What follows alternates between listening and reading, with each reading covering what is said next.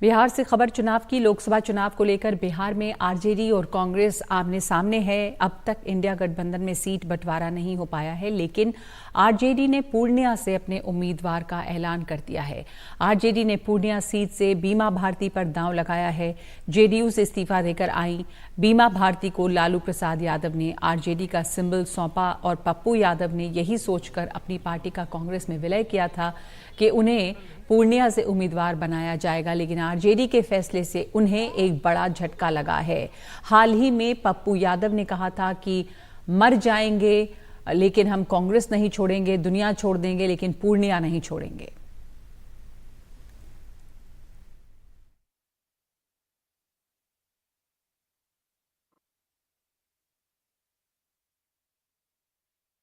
पूर्णिया के लेकर कंफ्यूजन की स्थिति मैं बोल दिया आपको भैया, तो कांग्रेस शीर्ष नेतृत्व को विश्वास, मैं तो कुछ नहीं हूं ना। मैंने तो शुरू दिन से साल भर से मैं कह रहा हूं कि मैं बिल्कुल पूर्णिया मेरे लिए भगवान की तरह है, मैं पूर्णिया नहीं छोड़ सकता। उसका मतलब है कि आत्महत्या कर ले। मैं जिंदगी में आज तक इतना परेशान कभी नहीं हुआ, इतना आहत कभी नहीं हुआ, इतना दुखी कभी नहीं हुआ जितना मैं लाइफ में इस एक सप्ताह में मैं दुखी हूँ। मैं कुछ नहीं कह सकता। पप्पू यादव कह रहे हैं कि वो जिंदगी में इतना कभी परेशान नहीं हुए जितना वो अभी हैं। वो पूर्णिया नहीं छोड़ सकते और पप्पू यादव के लिए कितना बड़ा झटका है कि आरजेडी ने वहां पर अपना उम्मीदवार खड़ा कर दिया है। तो पप्पू यादव की पार्टी जो कांग्रेस से जिसने विलय किया था, उनके लिए अब क्या बचा है? पटना से इस पर और बात कर रहे हैं हमारे सहयोगी नेशनल एडिटर मनीष कुमार। जो तो बिहार में महागठबंधन के अंदर सीटों के संख्या के ऊपर समझौता हो गया है और माना जा रहा है कि कौन सी पार्टी कौन सी सीटें लड़ेंगी, इसके ऊपर भी कमोवेश एक आम सहमति बन गई है। लेकिन कुछ सीटें ऐसी हैं, खासकर पूर्णिया की सीट, जिसको लेके आरजेडी और कांग्रेस के बीच एक तरह से प्रतिष्ठा का प्रश्न बन गया है।